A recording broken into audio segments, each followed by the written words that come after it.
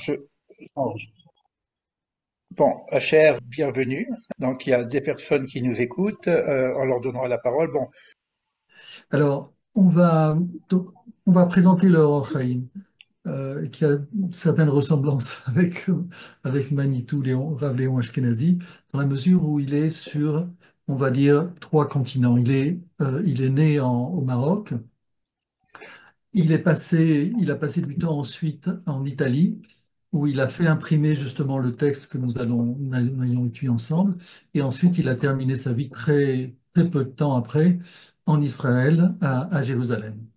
Voilà, Manitou aussi, on en a parlé, c'est la même un petit peu, avec beaucoup plus de temps passé en Algérie et en France. Il est né en Algérie, à Oran.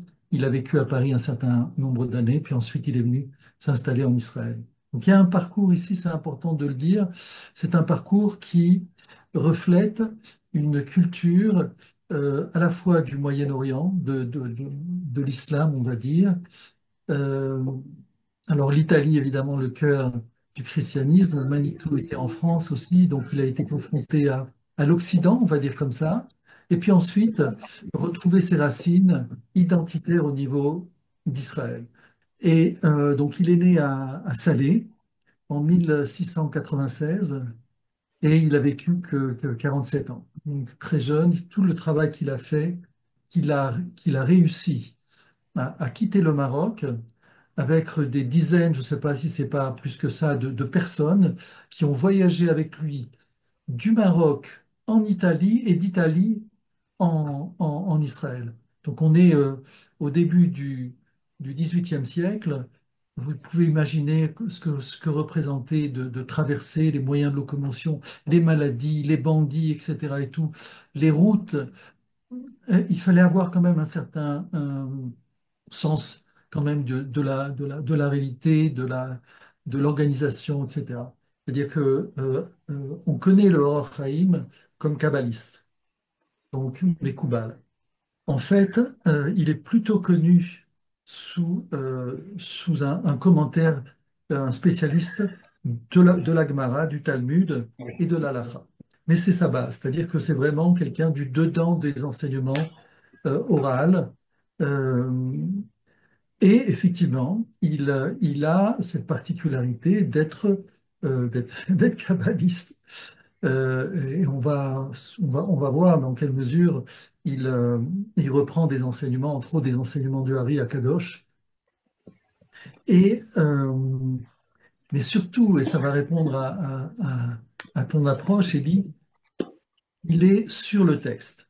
C'est-à-dire C'est vrai. il va nous prendre chaque mot Mhm. et il va nous montrer dans quelle mesure il y a une anomalie ou pas une anomalie. C'est-à-dire que dès le départ, on va comprendre que toute la difficulté, c'est simplement de savoir lire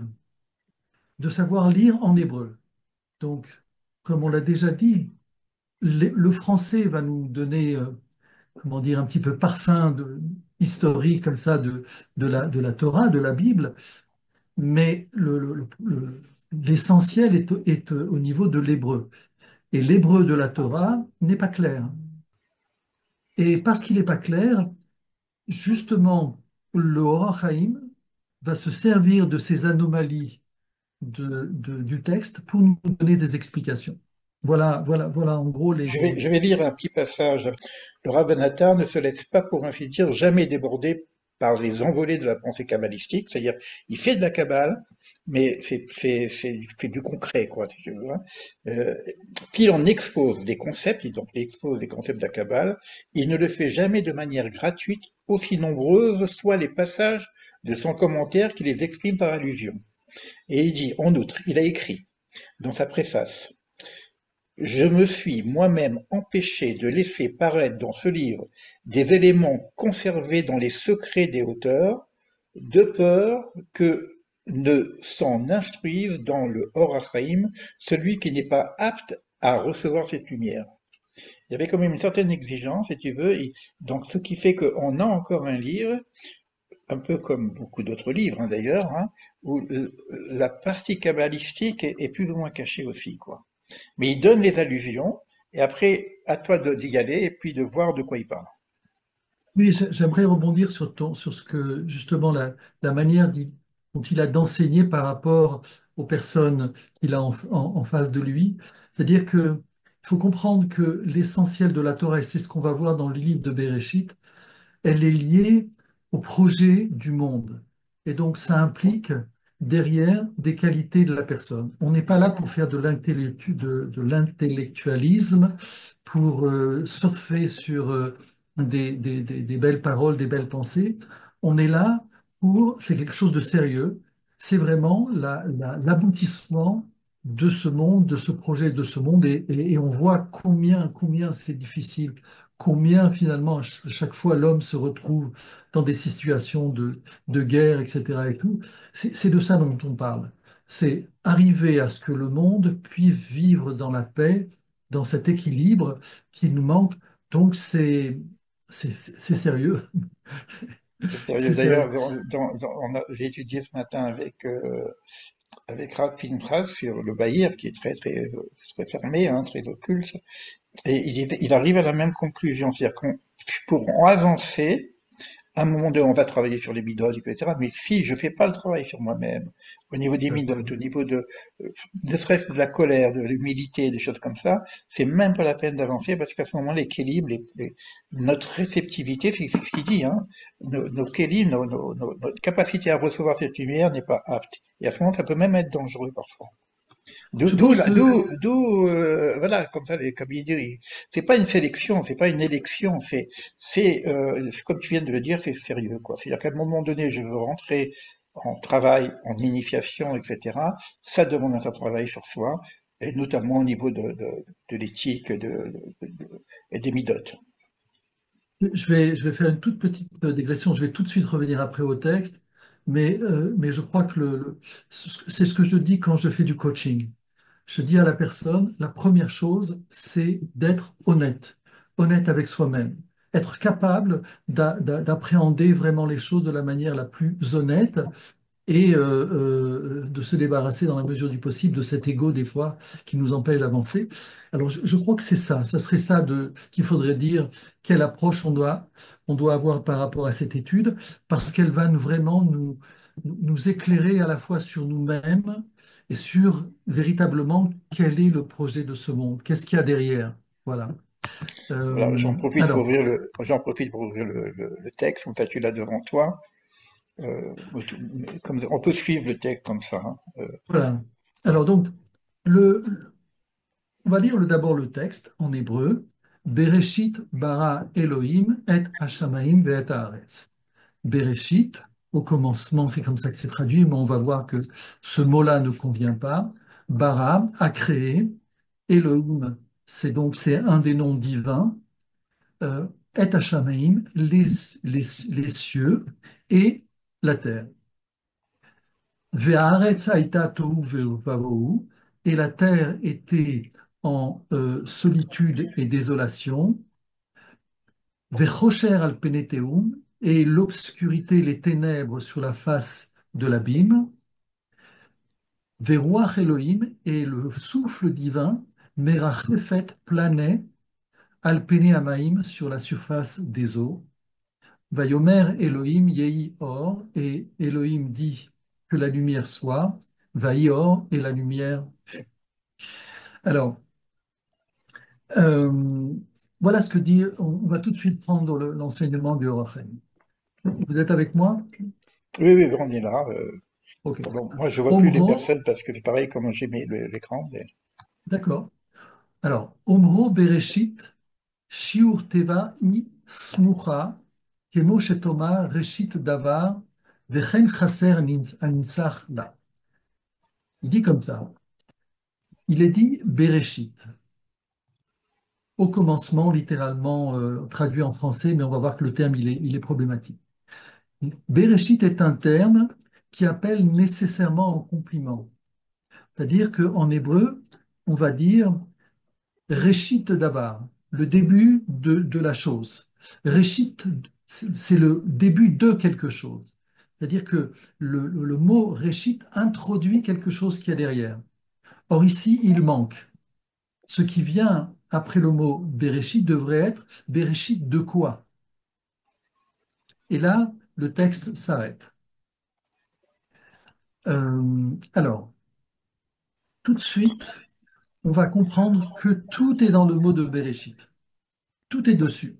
C'est pour ça que le mot n'est pas suivi euh, par quelque chose, parce que toute la réalité de notre monde, quelle qu'elle soit, le Or Haïm va expliquer plus loin, qu'elle existe, qu'elle n'existe pas encore, ou qu'elle est en gestation, tout ce qui est dans ce monde est déjà dans le mot Bereshit. Oui, d'ailleurs, C'est pour ça que, excuse-moi, et ce matin, on a vu que le mot Bereshit, il est repris dans les tikkunés du Zohar, avec les 70 tikkuns du Zohar. C'est-à-dire qu'on a 70 tikkuns, hein, donc c'est tout un texte pour expliquer ce premier mot. exactement. Alors, justement, c'est très bien que tu en parles, puisque le Or Haïm, simplement sur le mot Bereshit, va donner 20 20 enseignements. C'est-à-dire qu'on va s'arrêter simplement sur le mot Bereshit, sur 20 enseignements du Or Haïm. Et, euh, mais alors, on va expliquer déjà cette idée de Bereshit. C'est-à-dire, tout est compris dans le Bereshit. Derrière, vous avez quelque chose qui fait écho par rapport à notre réalité. C'est l'idée de Bing Bang. D'accord? L'idée de Oui, Bing Bang qui est amenée par la science avec un commentaire de David Berlinski, qui est un Américain mathématicien et philosophe, juif d'origine allemande, et qui a donc émigré aux États-Unis, et qui a écrit de nombreux livres sur la science, et qui a écrit de manière, comment dire, assez extraordinaire, un livre qui à la fois parle de la science, mais en même temps du lien avec le Créateur. Donc ici, le Big Bang, soit il est, comment dire, dénué de sens, soit il vient dire qu'à l'intérieur du Big Bang, il y a tout. Et s'il y a tout, donc forcément, il y a un créateur. Maintenant, l'idée de Big Bang j'en parle parce que toujours on est reste sur cette idée de ce mot Bereshit qui est complètement isolé et qui vient exprimer cette idée que tout est dedans. Eh bien, justement, tu parlais du Zohar. Le Zohar va nous dire, et, je pense que j'ai un texte ici le Zohar qui a été traduit par Verdier. Il donne un enseignement qui est massif comme ça. Rabbi Shimon ouvrit le texte et dit comme ça, les bourgeons apparaissent sur la terre, le temps du chant est arrivé, la voix de la tourterelle est écoutée sur notre terre. Il cite ici un Teilim, un cantique, et il dit comme ça, c'est l'œuvre du commencement, ils apparaissent sur terre, et quand donc?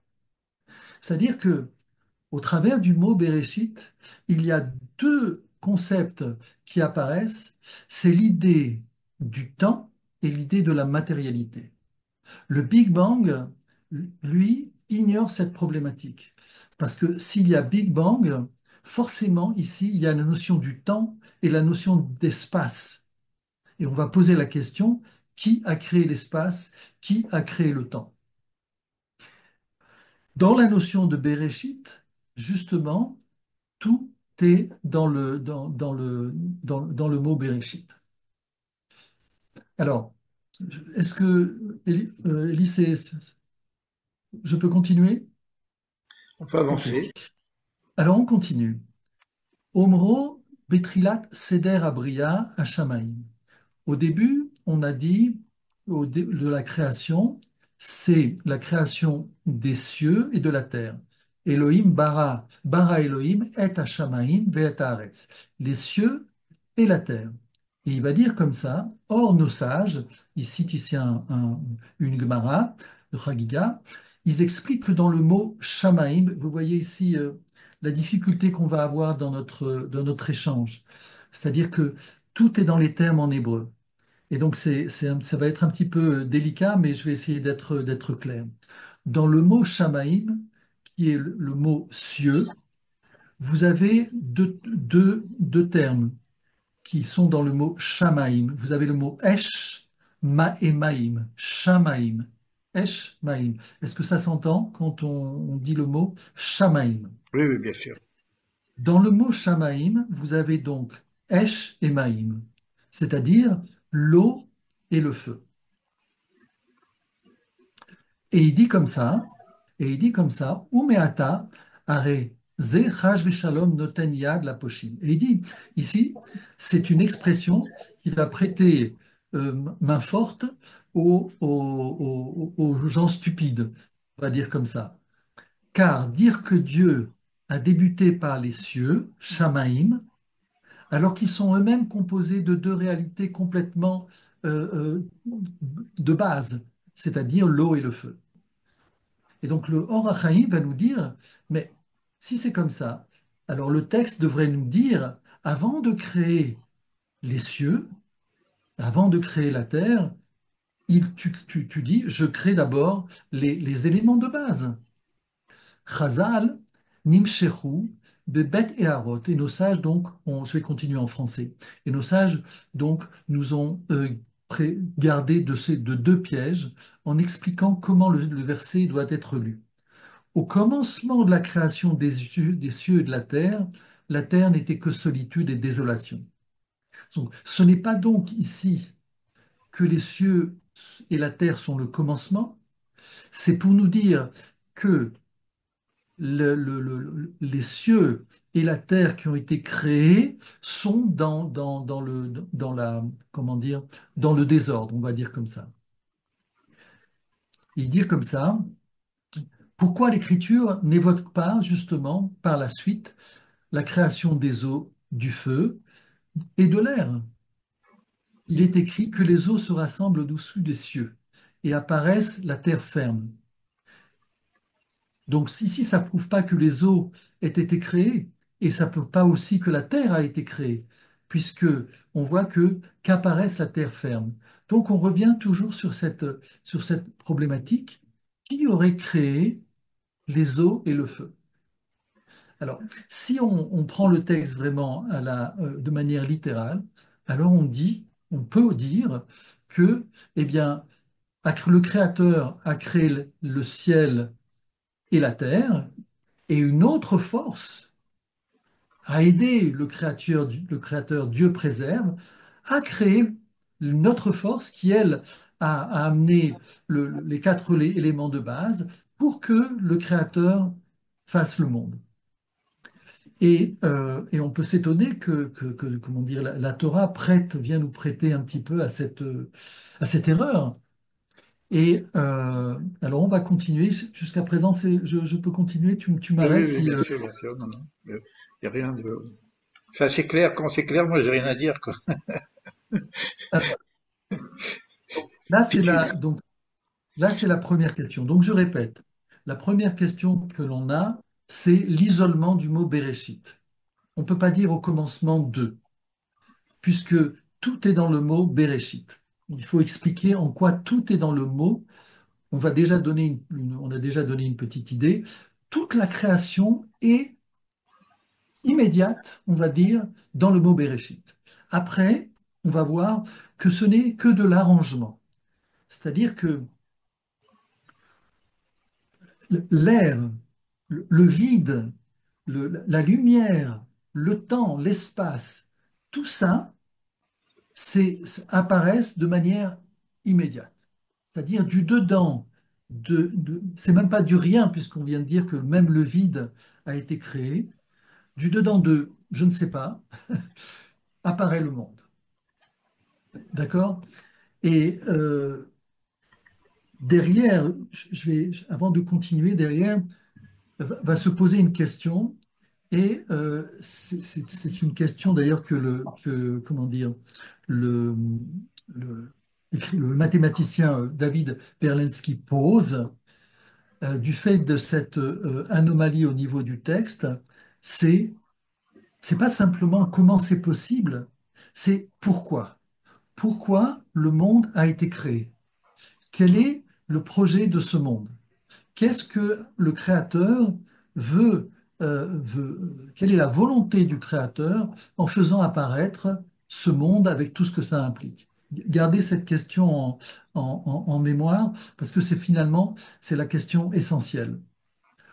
Alors je continue en français, comme ça. Il convient par ailleurs de s'arrêter sur l'expression cieux et la terre, Shamaim, Haaretz. Vous avez ici une petite, comment dire, aussi anomalie. Le texte dit comme ça, au commencement, Dieu créa, c'est pas les cieux et la terre. Alors en hébreu, c'est et Hashamaim, et Haaretz. Le texte aurait dû dire, Dieu créa cieux et terre. En hébreu, en français, ça ne marche pas trop parce que il faut effectivement cet article, mais en hébreu, on aurait pu dire le Créateur créa cieux et terre. Bara Elohim, Hashamaim, Haaretz, Ve'haaretz. Tu Il as y le a, texte, toi, hein, excuse-moi, si tu as le texte, hein. vous l'avez aussi, non? Oui, mais je Je- pense que c'est que autant te voir en gros plan, parce que si on passe pas par l'hébreu, si tu fais directement le français, on t'écoute directement. Je crois que c'est au niveau convivial, c'est mieux de bien te voir, parce qu'on voit du texte, mais on te voit presque pas. Donc j'arrête le papier. d'accord. Voilà. Et moi je vois aussi les personnes, s'il y a des mains qui se lèvent, ça va être mieux comme ça. Allez. Alors, encore une fois, le Or HaChaim s'arrête par rapport à une anomalie du texte. Le texte aurait dû, en hébreu, hein, je le précise, c'est pas, en français ça marche pas, mais en hébreu, le texte aurait dû dire, au commencement, Dieu créa cieux et terre. C'est l'hébreu correct. Par contre, Bereshit bara. moi, je vais quand même. Bon, c'était difficile pour moi de discuter avec le roi Rahim, hein, donc on est tellement petit. J'aurais quand même qu'on parle des mots. Euh, le mot bara doit être expliqué. Pourquoi? Parce que juste après, on va voir dans le deuxième chapitre de la Torah qu'il n'y a, on va créer tous les éléments, les machins, les hommes, les arbres, tout ce que tu veux, et juste après on voit qu'il n'y a pas d'homme, et on va donc créer à nouveau l'homme, mais on va utiliser le mot Yetzer. Et juste après, on va parler de la Assia, du mot, on va utiliser le mot OC. Et finalement, si j'ai pas ça, je vais pas trop comprendre, parce que la notion de bara n'a rien à voir avec la notion de création dans notre terme français. Même la notion de yotzer, qui veut dire aussi créer, c'est former, c'est transformer les choses. Et après, nous sommes dans le monde de l'action. D'accord? Donc, le mot bara, ça veut pas dire qu'il y a un arbre, qu'il y a des choses, il y a rien, il y a que des principes. On est dans le monde des principes, c'est-à-dire c'est comme si je fais un plan, quoi. Donc, on n'est pas encore dans la création proprement dit comme on l'entend. C'est-à-dire que derrière le mot créer, aujourd'hui, on crée à partir de quelque chose. C'est ça. Donc là, il ne s'agit pas de ça. Donc, On va dire, alors ici, on va poser effectivement, si tu veux, non, si tu es d'accord. quand je dis Hein. Bereshit bara Elohim et Hashemim va'aretz, quand on parle de la terre et du ciel, ça n'a rien à voir avec notre ciel et notre terre. On est dans le monde des principes.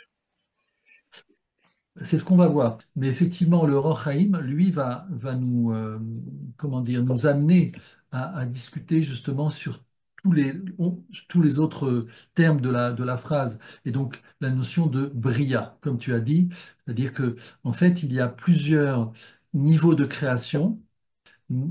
Alors qu'en français et en anglais, d'ailleurs, il y a qu'un mot pour dire créer. Comme si Dieu parle du ciel et de la terre avant qu'il soit créé, si tu, avant qu'il soit de l'ordre de l'existence. On n'est pas dans le monde de l'existence, c'est ça que je veux dire simplement.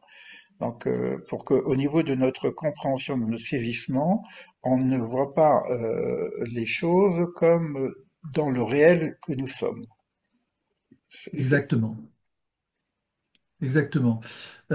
C'est-à-dire que si j'ai bien compris ce que tu veux introduire, c'est, euh,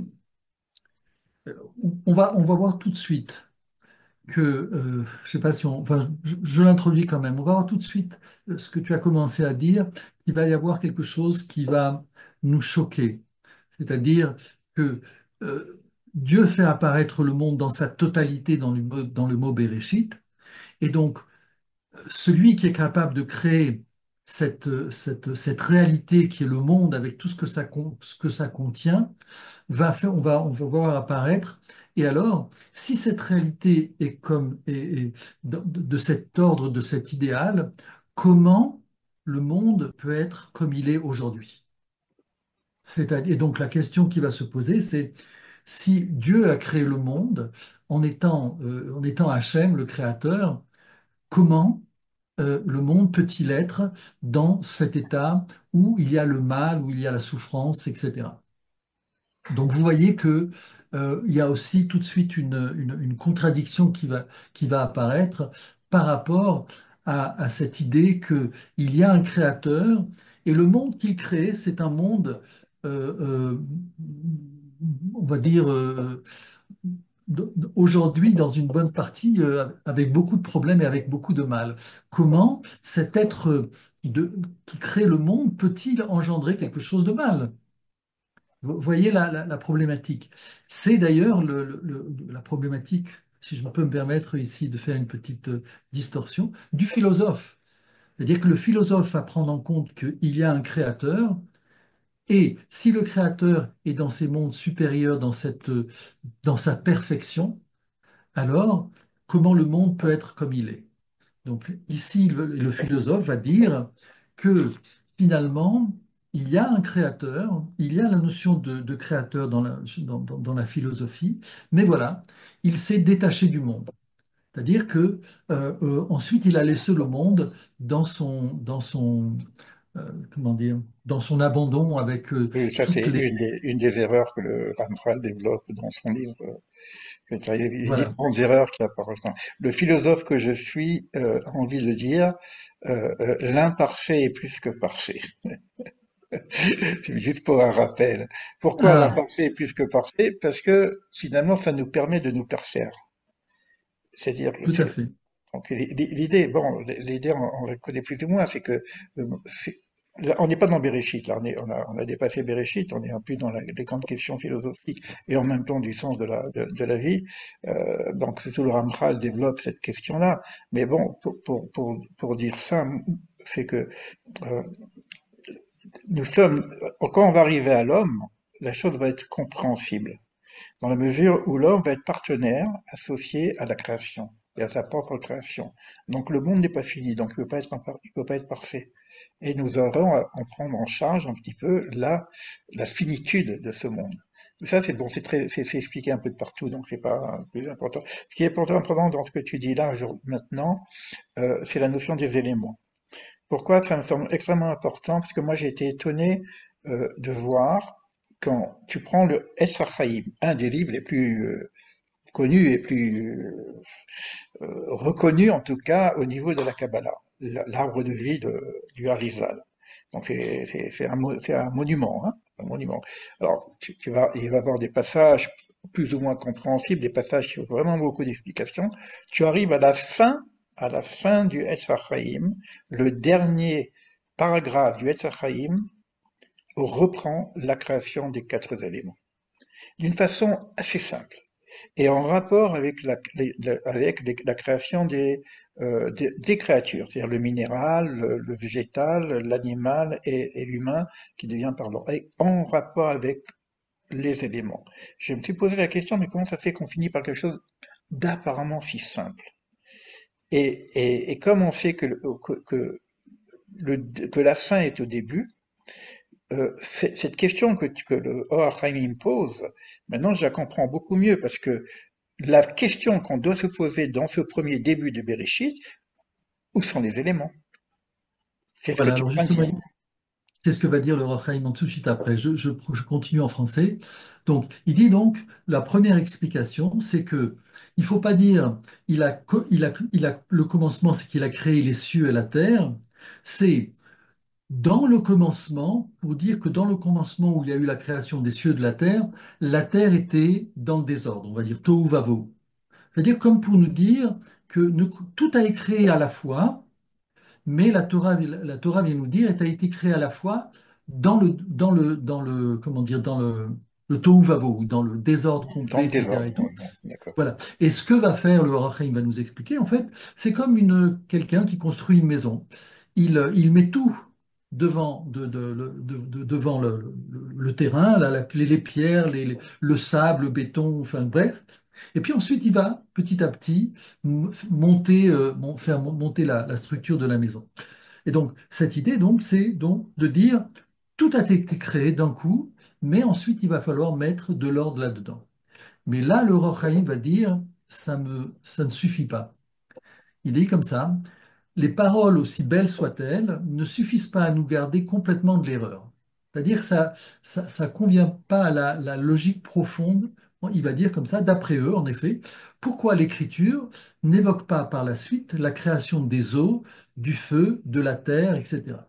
C'est-à-dire que si on reprend l'exemple de la construction, alors très bien, dis-nous, tout est en désordre, il a amené le béton, il a amené le bois, il a amené l'aluminium, il a amené le pierre, le marteau, etc.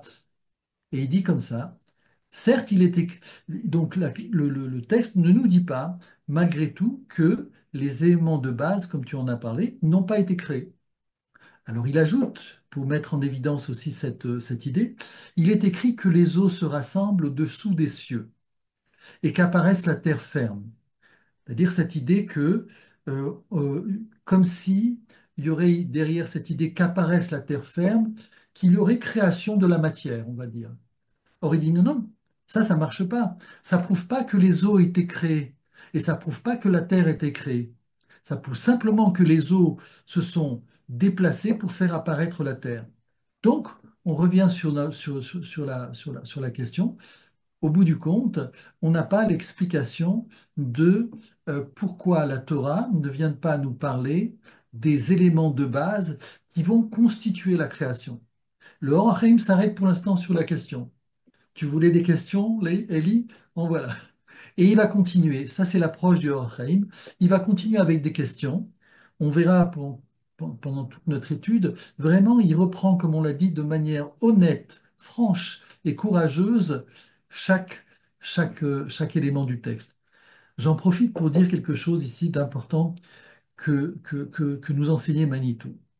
Il y a le courage physique et le courage spirituel, le courage psychologique. C'est-à-dire qu'il y a des gens qui sont capables physiquement de se battre, de travailler physiquement leur force, etc. et tout, et d'être capables de se battre et de faire leur combat. Eh bien, la même chose au niveau spirituel. C'est-à-dire que il y a, il faut avoir du courage spirituellement, le courage de prendre ce qu'on a devant les yeux, ce qu'on entend, et de ne pas avoir peur d'affronter les contradictions, d'affronter les manques d'éléments. euh, Ici, là, je parle par rapport à la Torah, parce que la Torah ne nous ment pas. Et donc, elle ne craint pas, et au contraire, elle nous demande, approfondis, bats-toi contre mon texte, discute C'est le premier commentaire de Rachi que tu dis. Le deuxième exactement, il dit Drashli. Voilà, je viens vers toi, mais déshabille-moi, c'est Exactement, le terme. exactement, exactement. Alors, je continue. Pour l'instant, on reste sur des questions. Sur les Il dit questions, comme ok, ça. d'accord. Il convient par ailleurs de s'arrêter sur l'expression et Hashamaim, et Haaretz, les cieux, la terre, que viennent ajouter les deux propositions et. Donc, comme on a dit, le et, le n'était pas nécessaire. Alors, pourquoi la Torah l'a mise? Vous voyez le combat contre le texte qui va nous faire apparaître ici des secrets. Pour répondre à ces trois questions, il importe d'avoir à l'esprit la grandeur du Créateur et ses œuvres. Donc ici, c'est un petit peu ce que tu as essayé de développer, c'est toute cette idée qu'il y a derrière le mot bara, bereshit. C'est-à-dire, en fait, comment de rien peut apparaître quelque chose. Hein, de, comment dire, euh, comme il dit, c'est Ex Lavoisier, nihilo, ex nihilo. ex nihilo, Ouais. ça n'existe pas. C'est un concept qui est impossible. De rien, rien n'apparaît. tout ce, tout Sauf, ce sauf si rien, rien n'est pas, sauf si rien n'est pas rien. sauf rien. Oui, parce qu'on va voir que même les forces spirituelles sont créées. C'est-à-dire que nous, ce que l'on imagine du monde dématérialisé, entre autres après la mort, même ce monde-là, c'est une création. C'est-à-dire que le rien dont on parle, de l'ange par exemple, les mondes supérieurs, c'est une création. Même Oui, ça. oui, bien sûr. Donc, donc là, oui, ça me rappelle, c'est Lavoisier, je crois, hein, vous me confirmez, qui disait euh, euh, rien ne change, tout se transforme. Donc, la, la- ici, il faut garder en mémoire que cette notion d'apparition ex nihilo n'est pas de l'ordre de notre perception. Alors, il dit comme ça. euh, pour répondre à ces trois questions, il importe d'avoir à l'esprit la grandeur du Créateur et ses œuvres. Le Saint béni soit-il, Akadosh Borou, peut faire entendre sa parole selon des voies qui dépassent l'entendement des créatures. Donc là, il est en train de nous dire, nous sommes en train d'analyser les choses à partir de notre perception. C'est-à-dire, on a une manière de comprendre les choses, de voir le monde qui est organisé. Et c'est du dedans de cette organisation qu'on peut se parler, qu'on peut se voir, qu'on peut s'entendre, qu'on peut échanger, parce qu'il y a un ordre.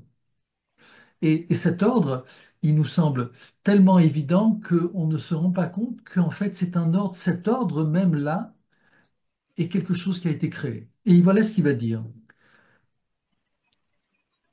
Akadosh Borou peut faire entendre sa parole selon des voies qui dépassent l'entendement des créatures, comme c'est enseigné à propos du verset, et Dieu prononça toutes ces paroles, et kol advarim haele. Il fait une petite discrétion, mais qui va permettre de comprendre. On parle du don de la Torah et on parle des 10 commandements. Quand on dit les 10 commandements, nous, on a une page qui se déroule devant nous avec plusieurs phrases. Et il dit comme ça, il s'agit de paroles que la bouche n'est pas capable de formuler. Parce qu'on dit que Hachem prononça les 10 commandements en une seule locution, sans aucune parole n'en devance une autre.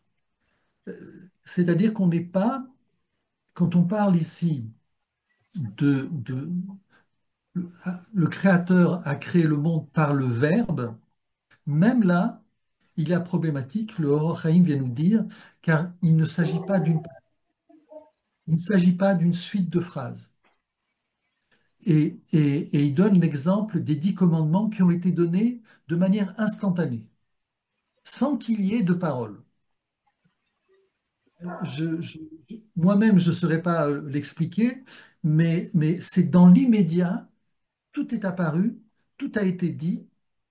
Et quand on sait ce que représentent les 10 commandements dans le judaïsme, mais aussi dans les autres religions, vous imaginez l'immense, comment dire, mystère qui peut se cacher derrière le fait quand on parle de parole, quand on parle du verbe, quand on parle du verbe, de la notion de créer. Le Or Chaim nous dit, les choses ont été faites dans l'immédiat, sans même qu'il y ait eu une parole. À Et c'est un partir peu de ça que là, je voulais soulever tout à l'heure avec le mot Bereshit et bara. Donc c'est exactement ça. Parce qu'on peut avoir des images qui nous viennent alors que c'est pas du tout ça, quoi. mhm. Donc il Et reprend c'est quand même cette question de création ex nihilo. Bon, c'est intéressant. Oui, je laisse continuer. exactement, c'est ce qu'il dit. Donc, à partir de là, nous pourrons expliquer notre verset, la création des premiers principes, c'est-à-dire des éléments de base. Il y a de toutes choses les cieux et la tête, les cieux et la terre, Dieu l'engendra en une seule parole. C'est-à-dire qu'il n'y a même pas, si vous voulez, quelque chose dans le temps. Et oui, puisque C'est-à-dire que, le temps est créé beaucoup plus tard.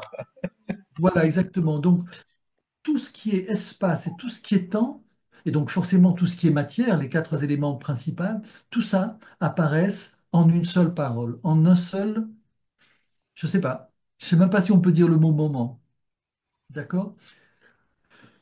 Tel est le sens du verset les cieux et la terre.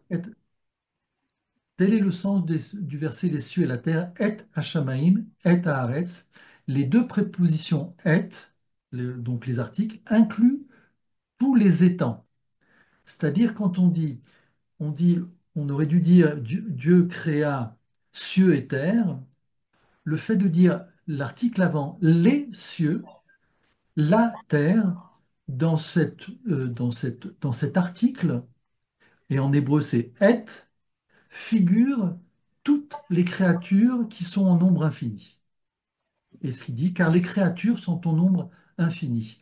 En dehors des 10 éléments distingués et perceptibles par tous, comme qui sont définis par nos sages, et qui sont dits dans la Masechet, de Marach Hagiga, 12a, 10 éléments furent créés le premier jour, les cieux, la terre, l'ombre, la lumière, la solitude, la désolation, tohu vavohu, l'eau, l'air, le jour, la nuit, etc.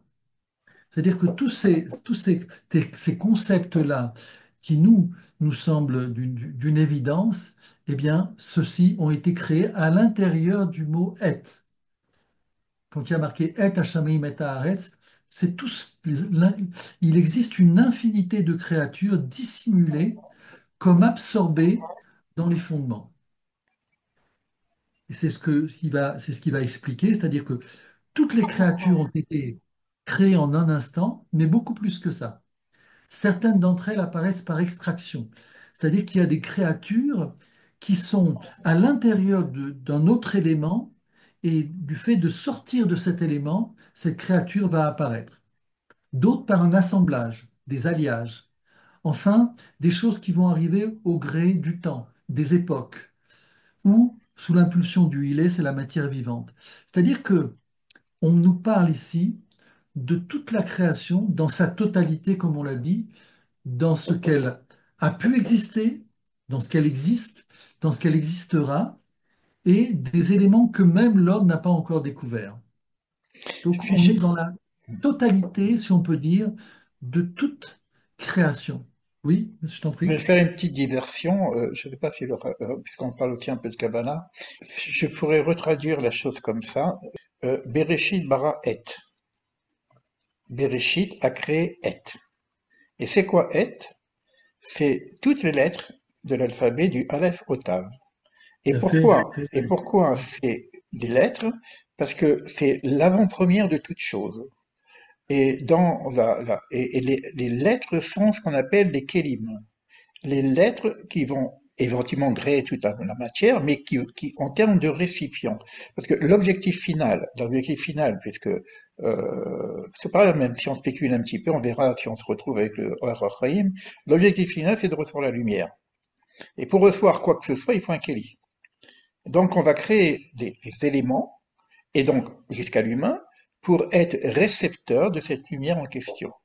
Et le premier Kelly, et si on veut vraiment travailler en termes initiatiques au niveau de la Kabbalah, le premier Kelly, les premiers éléments, en fin de compte, d'études à faire et à comprendre, c'est les lettres. Mhm, mhm. Donc la Oui, bien première sûr. notion de création, avant même la création, en fait, en tout cas, c'est la notion des lettres, des lettres hébraïques. Et c'est pour ça qu'il y a tout Oui, dedans. C'est pour ça qu'il y a tout dedans. oui, à la limite, on peut poser la question, c'est pourquoi la Torah nous enseigne ce qu'elle nous enseigne par des lettres? C'est-à-dire que par quel miracle des choses, des dessins, comment dire, peuvent-ils nous transmettre tout ce savoir? C'est-à-dire on a ici la question qui est, à part le fait de discuter sur les mots, le fait que les mots existent pour nous transmettre cette force qu'il y a au niveau des mots, d'où ça vient? On est habitué à lire, on est habitué à comprendre les mots, on a grandi avec, etc. On a travaillé la grammaire, le vocabulaire tous ensemble sur différentes langues, évidemment, mais ça, même ça, c'est un miracle. C'est, et alors, c'est d'autant plus un miracle que cette expression-là ne peut venir que de l'hébreu. C'est-à-dire qu'on ne peut pas faire ressortir cette puissance de ce savoir, cette expérience aussi qu'il y a derrière, sans les voir. Et peut-être tu me permets, si déjà on parle de ça, on parle ici, dans l'idée de Béréchit, on voit qu'on parle d'un monothéisme radical, total, dans lequel il y a toutes les essences du monde, toutes les créatures qui ont la même source. Donc, et on voit que le créateur ne se, je vais le dire avec un petit sourire, parce que c'est des fois une déviation qui n'est pas à propos. Le créateur s'occupe du monde, de toutes les créatures, et pas simplement du peuple juif ou de ceux qui sont dans les endroits de prière, ou etc. et tout. Ce sont toutes les créatures qui sont concernées par, comme on a dit tout à l'heure, ce projet du monde. C'est-à-dire que la question qu'on avait posée, c'est pourquoi le Créateur a créé ce monde? Et s'il l'a créé, pourquoi il l'a créé dans cette réalité qui correspond pas à ses valeurs? C'est-à-dire que euh, on parle d'un créateur de ce monde du vrai, du parfait, si on peut dire comme ça. Et puis nous, on n'est pas dans cette réalité, on est dans une réalité aux prises, entre guillemets, le mal, le bien, la souffrance, la douleur, la guerre, etc. Donc il y a ici une, une chose qu'il va falloir expliquer derrière. Et ça, c'est écrit dans le mot Bereshit. Et ça s'est écrit dans le mot Bereshit. Ouais, dans le mot Bereshit, on va pouvoir trouver un peu le sens de la création aussi. Que dans Tout le à mot fait, lui-même, hein. tout à fait. Alors peut-être juste avant de terminer, j'aimerais quand même que tu dises les quatre niveaux de création pour peut-être déjà éclairer vers quoi on va aller. Tu- Les quatre mondes, tu veux dire? oui, Atzilut, enfin, d'accord. exactement. Atzilut, Donc bon, le monde de l'émanation, Atzilut, bon, on ne pourrait pas dire le monde de la pensée divine avant. Si on prend, j'aime bien le schéma d'un architecte. D'abord, c'est dans sa pensée. Il n'a pas encore, bon, donc c'est Atzilut. Ensuite, il y a la création, c'est-à-dire qu'il va faire un plan, les principes. Il va avoir le plan. Quand tu fais un plan d'une cuisine, tu peux pas faire la cuisine dedans, quoi. C'est juste un plan. Ça, c'est donc Beria. Et ensuite, tu as les Yetzira, qui est la formation. C'est-à-dire qu'on va prendre les éléments, on va commencer à les organiser pour former les choses. C'est pas encore notre monde. Notre monde, c'est le monde de la Ashia, c'est le monde de l'action. Quand vous reprenez l'homme, par exemple, Bereshit, Bara, etc., vous allez voir la Beria, la création, Vaïvra Elohim. Donc il crée l'homme. Et juste après, vous voyez qu'il n'y a pas d'homme. C'est-à-dire que l'homme de la création, c'est le plan. C'est pas encore un homme. Il n'y a pas encore d'homme pour cultiver le jardin et faire pousser les plantes, alors qu'il y avait déjà des plantes. Donc on a le principe des plantes dans la Beria. Je voudrais que comme on parle Barara, il a créé le principe du rat, du mauvais, mais c'est pas mauvais, c'est le principe. Après, ça peut devenir bon